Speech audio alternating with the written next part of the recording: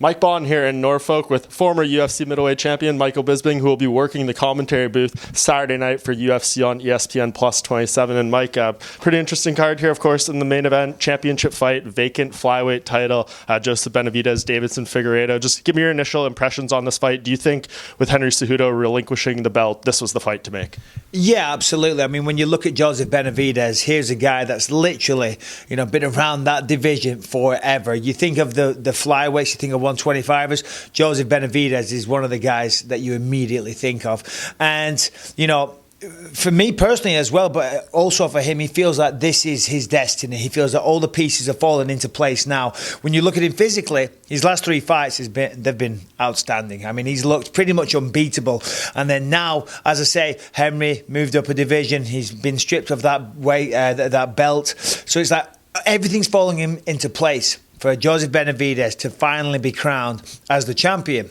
The only problem is he's got a very, very tough test in Deiveson Figueiredo. Here's a guy, 17-1. The only loss comes to Junkie Formiga. Now, of course, and I asked him about it as well, Joseph has not only beaten Junkie Formiga, he's beaten him twice. Now, we know MMA math doesn't stack up, but stylistically, that does give some issues for Deiveson. When I spoke to him about it, he actually started laughing. He said, listen, I took that fight on short notice. I was injured. I hadn't been training. I wasn't focused, and I needed the money. He was telling us earlier, his background, he lives on this island in the middle of the jungle where there's literally hardly any people, and he was so broke. They were in such extreme poverty. He remembers getting back to the farm where he lived. There was no electricity. His little sister was crying for food. And this is why he started fighting. And that is such a powerful motivator. So for me, I mean, it's just got such a tremendous storyline to it. You've got the fact that, a new flyweight champion is going to be crowned. You've got Joseph Benavidez, who feels that this is his journey, his destiny, his final location of where he deserves to be. And then on the flip side, a young, hungry contender, a madman that will stand in the pocket, that is so motivated by financial reasons and for his own destiny. I mean, I just think this is going to be an incredible fight. Yeah, and I do, with Joseph's journey here, I see some parallels to you. I mean, late career title shot for him. I know he had fought for the belt twice already. It didn't go his way against Demetrius Johnson, but you would have to assume at 35, at his age, there's never been a champion in the welterweight division or lower who's won a belt at this age. I mean, I feel like the lower weight classes, the older guys get pushed out a little bit faster. So, I mean, do you kind of see this as being his do or die opportunity? I can't imagine there's going to be a fourth chance after this. Yeah, I don't think so. I think you're right. And Joseph very kindly said, listen, Mike, I'm drawing inspiration from you. Here's a guy that, myself, that had been around for a while and, won the belt towards the end of my career. So, it was very kind of him to say. But Joseph is, he's put the time in. He's one of the best in the world. And when you look at what he's doing, the changes that he's making, he left a team environment to now pretty much go focus on himself and work with coaches on a one-on-one basis. Yeah, of course, he still gets together with team members and spars a couple of times a week, but really focusing on the finer details of the fight game. So he's still making the changes and the sacrifice that he needs to, even after such a long and storied career. And as I say, his last three fights, he just looked outstanding. And if that Joseph Benavidez shows up tonight, the one that showed up against Junkie Formiga in, I don't know when it was, late last year, fall or summer last year, that guy shows up, Deiveson's going to have to show up proper as well, because that Joseph Benavidez looked unstoppable. And I imagine you and Joseph are good now. I remember back in the day, you guys had your little incident at the press conference. You said you were going to strangle him. Yeah. Should have been the main event over the flyweight. Yeah, no, I always do that. These little guys, you know what I mean? These little cheeky upstarts, they got big mouths. I'm joking, though. Joseph is awesome. I'm an absolute massive fan of that guy, just like I am of everybody in the flyweights. I mean, when you watch the flyweights, the speed, obviously, that jumps off at you, jumps off the table straight away, but the technique and the ferocity as well. I mean, again, go back to Joseph, his last fight, people say there's no power down there. My word, Benavidez would beg to differ, Deiveson Figueiredo would beg to differ. Cejudo obviously had Dillashaw come down to 125 from 35, and he took, care of him in very fast fashion. So, I'm glad the flyweights are still here. I have no issues with the flyweights. What are you trying to do to me, Mike? And I love Joseph, and I love Deiveson as well. I mean, hearing him talk a few minutes ago at the fighters very inspirational. Yeah, and other storyline on this card that really stands out to me, the women's featherweights, the division really getting a lot of shine here, a lot of prominence. 2 fights in this weight class. Do you think here this is kind of a mini tournament of sort? We talked to all 4 ladies today, and they basically feel like whoever has the biggest impression, the most impressive performance, will fight Amanda Nunes next, because we know Amanda wants to defend that 145 belt just to kind of get that check on her resume. So is that the way you're kind of looking at it too? A little 4-person audition here almost? Yeah, like a mini Grand Prix, so to speak. And I think the fighters definitely feel that way as well. We spoke to Felicia a few minutes ago, and she sees it that way. Of course, she has a win over Megan Anderson, which would, put her at the top of the pecking order, I would say. So if she can go out there and get a good win, who knows, maybe she'll be fighting Amanda next. But that said, Megan Anderson, she's been around for a little bit longer. She's had some good wins as well, coming off that good triangle victory in her last fight. So if she can go out there tonight, there's no reason why she couldn't be next in line as well. So, that is the funny storyline of this fight card. You've got the flyweights kind of being reinvigorated, and also the 145ers. So a lot at play here this weekend. Yeah, the two divisions kind of people question the most in the UFC. Exactly.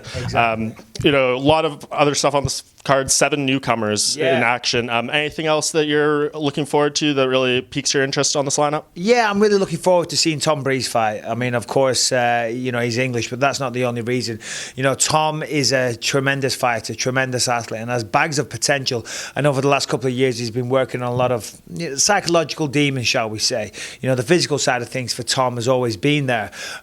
Fighting is such a physical sport. People forget that, this controls everything, It is extremely physical, but it's mainly a mental thing. You get two guys that are physically equal. The guy with the better mind, the most intelligent fight IQ, the better approach, the calmer nerves, the better approach fight week. That's the guy that will come out triumphant. And I know Tom's been working very, very hard on that.